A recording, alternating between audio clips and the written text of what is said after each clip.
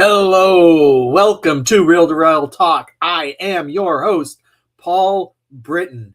I hope everybody had a wonderful Christmas. This year, Santa is bringing you a whole bunch of reviews. Christmas is a very popular time for movies to get released, and there were a whole bunch. I only got to three, one of which was sort of like a super limited, international release from Brazil. And so, yeah, I mean, I just, I don't know what to tell you. I got to as many as I could. And so I know you're dying to see which ones I got to. And the first one, you know, look, it's in the title of the show, but it's Anaconda. Okay, so this is the reboot of the 1990 whatever terrible movie with Ice Cube and John Voight and Jennifer Lopez, which I saw once and I thought was stupid. It's just not my kind of thing. Bad 90s action movies, not my thing. I'm a bad 80s action movie kid. I am not a bad 90s action movie guy. Just not my thing at all. I know that there is a cult following around this movie, and so it shouldn't be surprising when there's a reboot. And it shouldn't be surprising based on how terrible the movie is, that the reboot is basically a mocking of the movie and a mocking of how bad the movie is. And what we have is, we've got Jack Black and Paul Rudd and Steve Zahn and Thandwi Newton, formerly Thaddy Newton. Starring as four childhood friends who are coming together. They have acquired the rights to make an Anaconda movie, and they are going to make the movie. Paul Rudd is an aspiring actor who had a brief stint on the show SWAT. And Jack Black is a guy who got stuck living in Buffalo in spite of the fact that he wanted to go to Hollywood, but he ended up getting married, and so he needed a job, and so he went and became like a director of wedding films. He's just a guy. I'm gonna do a little bit of spoiler here slightly. Blair asks, so not like our Scooby-Doo film. So truth be told, I was briefly in a movie in high school that I worked at a movie theater. All the friends at the movie theater one summer decided to make a Scooby-Doo movie. And no, we did not have the rights to the Scooby-Doo movie, but we did it anyway. And, it was never distributed in any way, shape, or form. We never made a penny off of it. But, my friend Blair, our brilliant friends, Dave and Pat and Jim, got together and they wrote up a script for a Scooby-Doo movie. I was supposed to play a major role. And I couldn't be in it. The filming fell when I was going on summer vacation, such as it is, and so I ended up not. I only appeared briefly. We don't need to go into what I appeared as, and it was brilliant. And that's basically what these four people do. These when they are kids and when they're in high school, they make films like little, and they actually show in one of the opening scenes they show kind of the film that they make, and it's called Squatch. It's a Sasquatch movie, and so they're in suits that are way too big for them, and they're trying to track down the Sasquatch, and the Sasquatch is causing the problems. And the quality of the movie is probably not even quite as good as what the Scooby-Doo movie was, but they loved it. And amen to them. But now that they're adults, they decide they actually want to make Anaconda. And, so the movie is just meta. It's just meta, meta, meta, meta, meta, meta, meta. And if you... So this is a movie that's been advertised for a really long time. And I had really sort of negative hopes about the movie. I had no hopes. I hated the original, it's terrible. And I had no interest in seeing the reboot. But other than, I do this podcast. And I gotta say, here's the thing is, I love Paul Rudd and I love Jack Black. I love Jack Black. I've been a Jack Black guy since forever. I saw Tenacious D play a small little show in a small little club in Los Angeles. And it was just, it's absolutely a highlight of my life seeing Tenacious D play. And I have full-time Jack Black season tickets. So I'll even see the bad crap that he's in, including Anaconda. And the reality is that I actually like this movie significantly more than I ever thought that I would. Is it a good movie? No, it really is a bad movie. The Anaconda special effects are poor.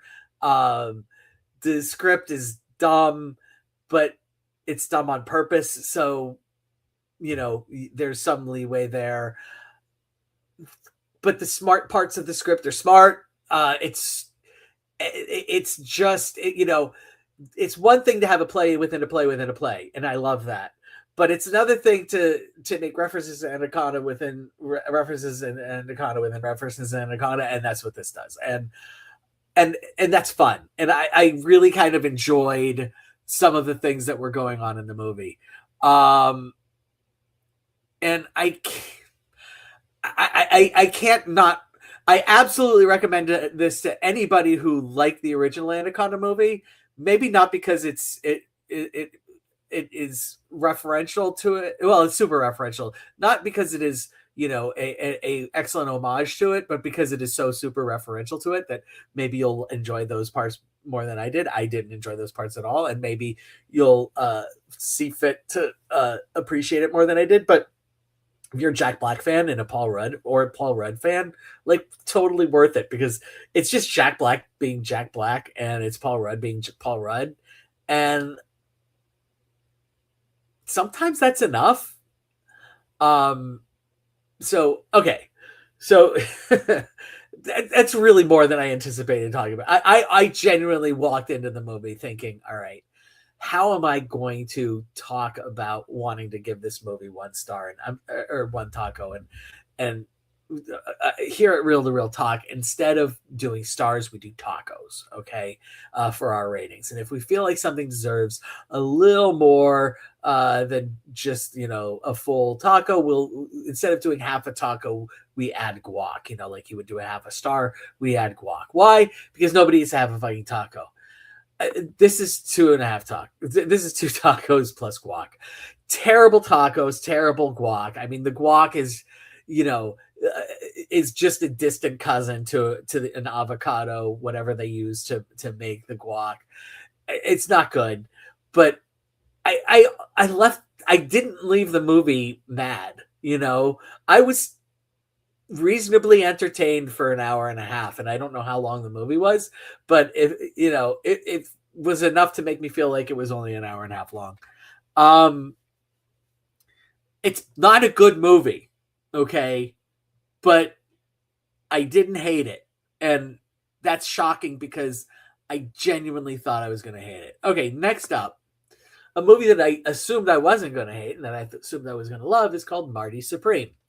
This is the Timothée Chalamet movie. If you pay attention to such things, Tim is out doing just non-stop whatchamacallit, press for this movie right now. And he's pushing hard. And one of the things that Timothée Chalamet did in advance to the release of his, it wasn't necessarily his last movie. Was it his last movie? The Complete Unknown, the biopic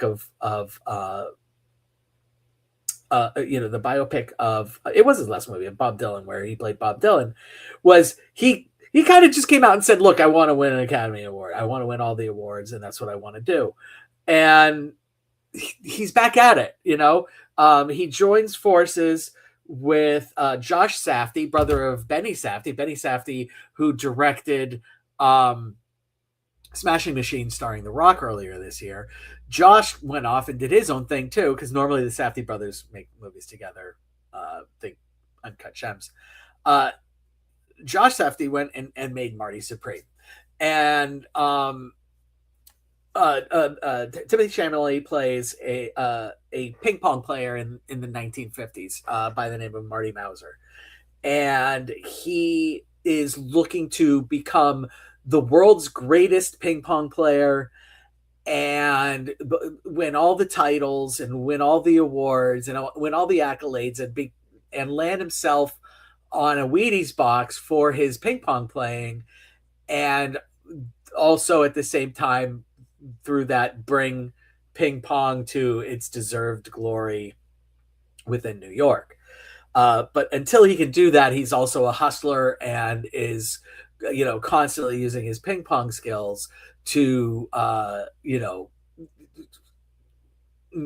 make money. He's a hustler. That much like a pool hustler, there were ping pong tables throughout the land, and they were there were hustlers he was a hustler of ping pong. And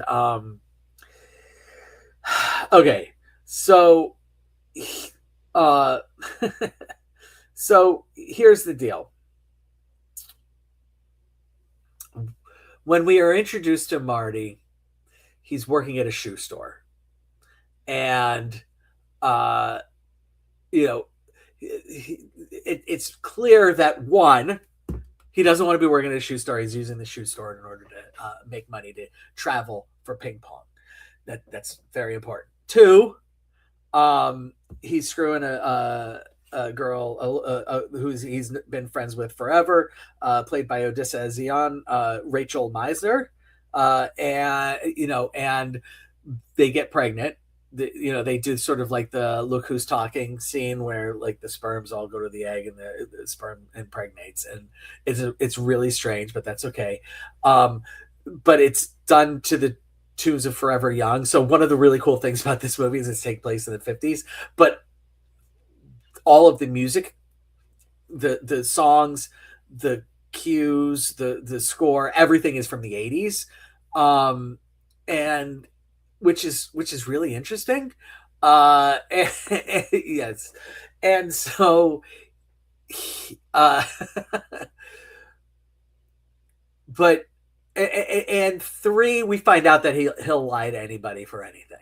Like, those are the three things that we find out about Marty early on, and he travels to he travels to a tournament in London by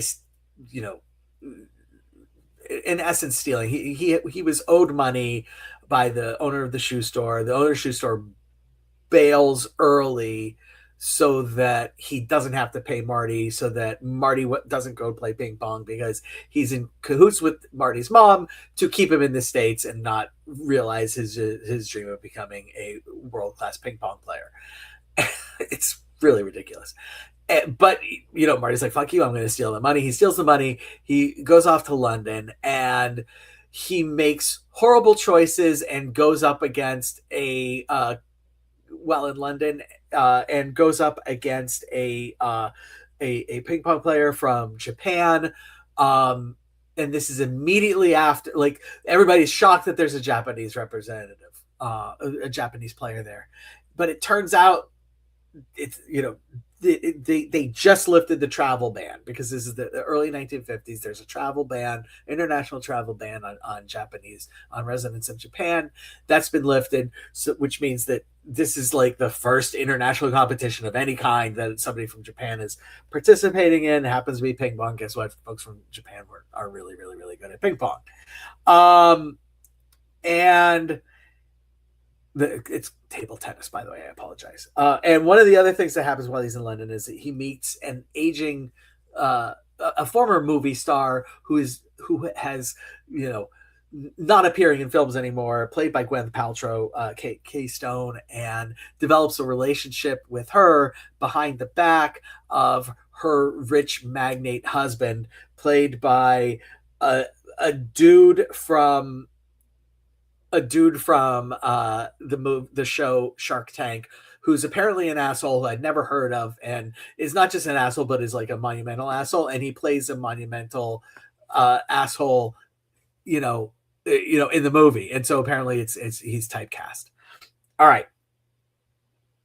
And the monumental asshole, upon seeing the Japanese guy, realizes, people, the travel ban's done. I can open up, I can get my businesses into Japan.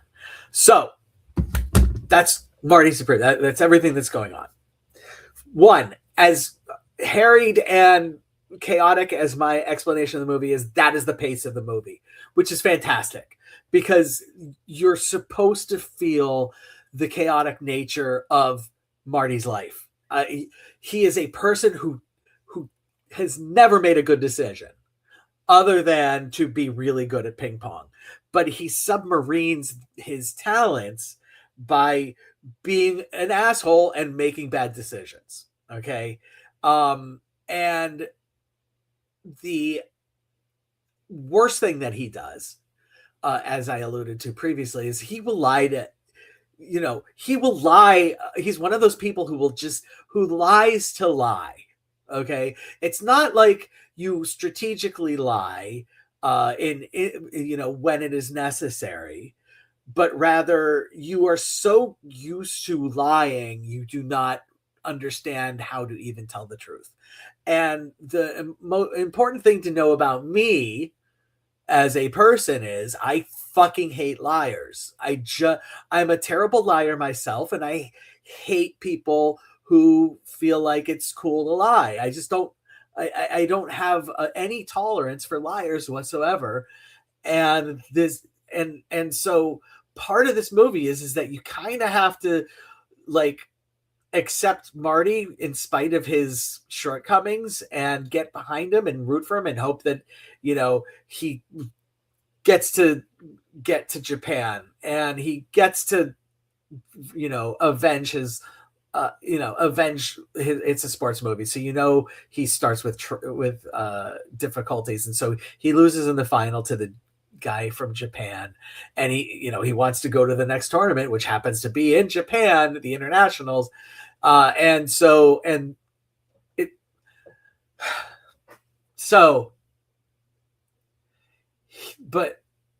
you're supposed to care. I want him to lose. Like you're supposed to want him to beat the Japanese guy because he's the American. But fuck this guy. He's a fucking liar. He lies to everybody about everything, and fuck him. I want him to. It's a really. There are so many wonderful things about this movie. I mentioned the pace. The pace is perfect. I mentioned the score. The score is just phenomenal. The dialogue is matches the pace. It's snappy, it's quick, it's apparently Safdie had Timothée Chalamet just recite his lines as fast as he possibly could, and it's so perfect. And he's such a fast talker, and in every sense of the word, and it works, and it's wonderful. And there are so many really wonderful things about this movie, except for the fucking title character, who I hate. And I mentioned that he was he knocked the girl up, but she's married. We don't find that out at the beginning. We find out 20 minutes later that she's married, and so he knocked up a married woman, and he's like, no, there's no way I could could be the father, because I pulled out. Fucking idiot. Bad choice. Fuck. He's such a fucking idiot. And ultimately, this movie is fantastic, except that I hate everything about the main character and hate every moment he's on screen and hate that I'm expected to root for him and hate that there are people that are rooting for him and hate at the end of the movie, he has a redemption arc which is utterly undeserved and it isn't even remotely sufficient for the shit that he's pulled throughout the entire movie, including getting fucking people killed. And the people that he gets killed aren't even that terrible. Like,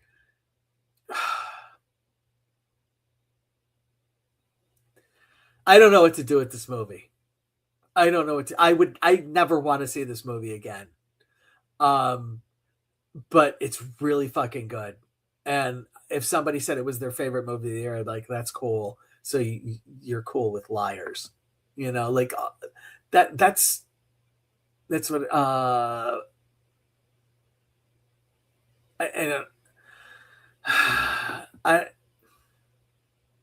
don't know what to do. It's a 4 taco plus guac movie that I hated. So I'm going to give it 3 tacos. It doesn't deserve guac. And I know 3 tacos means that I would see it again. I would never watch this movie again for any reason. Because I fucking hate him. But there we are. It's a bad rating. I don't know what to do. It's better than 3 tacos, but I can't do it. I can't deal with it. The next movie, I'm sorry. The next movie, the final movie we're reviewing is The Secret Agent from Brazil. This was Brazil's submission for the Academy Award. You will remember last year there was a movie from Brazil called I'm Still Here, which was an autobiography, a biopic about a woman whose husband is secreted away into actually her whole family is secreted away into jail by the local Rio de Janeiro fascists. And when they are released, everybody but the husband is released. And she spends her life trying to figure out what happened to her husband. And so, it takes place over an extended period of time, and we learn a lot about the terrible things that the fascists did, the terrible time that people had living under a fascist regime, and so forth. Guess what Secret Agents is about? That's right, Brazil living under a fascist regime. This time it is a little more self-contained. 90% of the events, 95% of the events are taking place in 1977. And there is a professor who has had to go into hiding, an engineering professor who has had to go into hiding because a corporatist fascist from Italy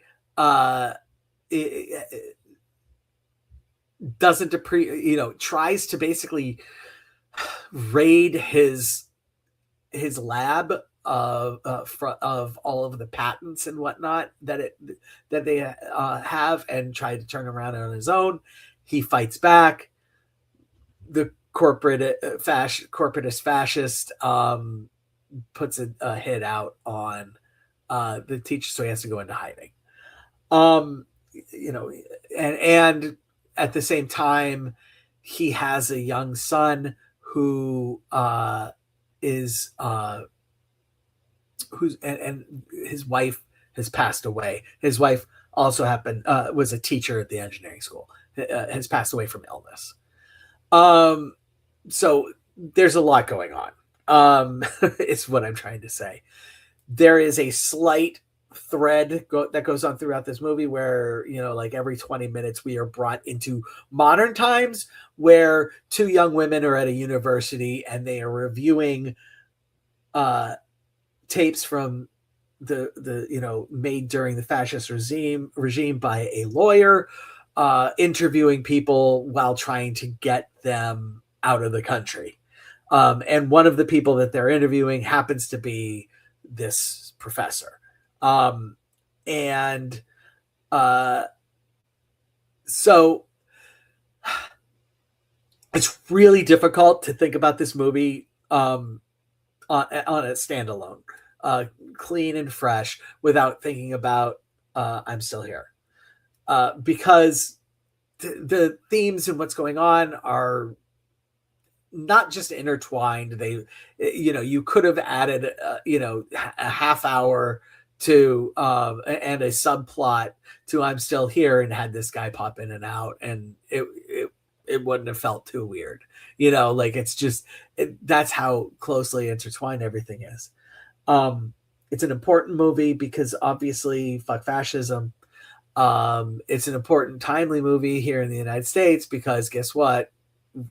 We're dealing with fascism, and it's a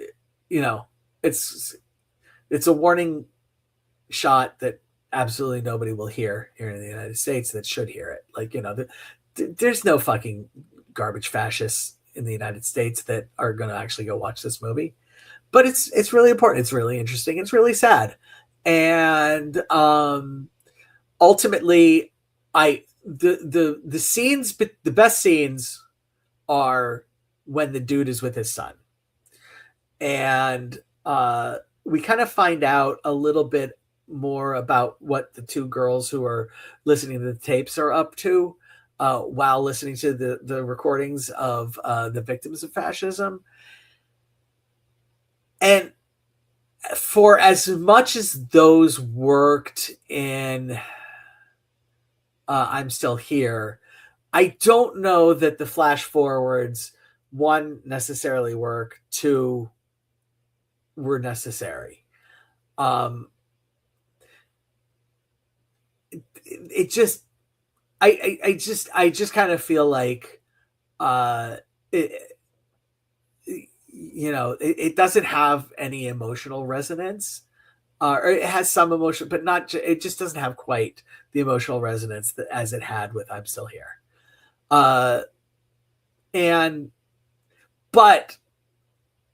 I would say my favorite parts of this movie were better than I'm Still Here.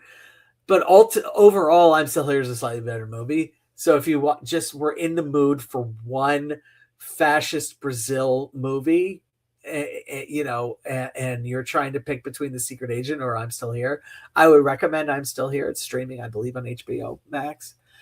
But also, if you happen to see that I'm Still Here is playing, or Secret Agent's playing in a local theater, and you're kind of like, hey, I kind of would like to see a movie that more than likely is going to be nominated for an Academy Award for Best International Feature, then yeah, Secret Agent's worth it. It's a really fantastic movie. It really is.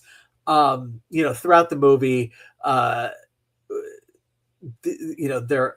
corporatist hired hitmen to go after him, and kind of seeing that play out and come to a head it's really good. It's done really well. Yeah, I mean, this is just a really good movie. And